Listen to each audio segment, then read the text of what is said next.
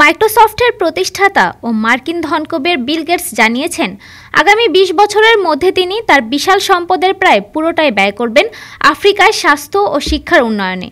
এই কর্মসূচির মধ্য দিয়ে ২০৪৫ সালের মধ্যে তার বিল অ্যান্ড মেলিন্ডা গেটস ফাউন্ডেশনের কার্যক্রমও বন্ধ করে দেওয়া হবে। ২ জুন এক প্রতিবেদনে মার্কিন সংবাদ মাধ্যম ব্লুমবার্গ নিউজ এ তথ্য জানায়।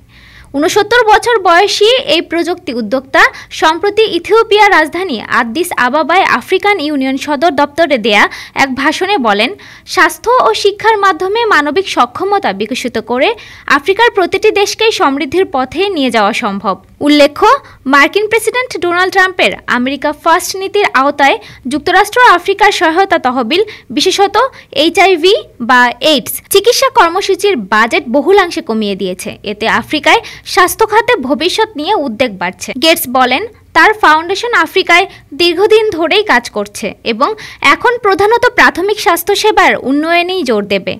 Bill and Melinda Gates foundation জানিয়েছে, তাদের ৩টি প্রধান লক্ষ্য হচ্ছে মায়ের ও শিশুর প্রতিরোধযোগ্য মৃত্যুর অবসান, ভবিষ্যৎ প্রজন্মকে প্রাণঘাতী সংক্রামক রোগ থেকে মুক্ত রাখা এবং লাখ লাখ মানুষকে দারিদ্র্য থেকে মুক্ত করে উন্নয়নের পথে এগিয়ে নেওয়া।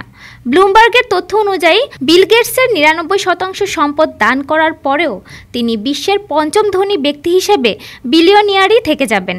ডেস্ক রিপোর্ট, আজ বার্তা।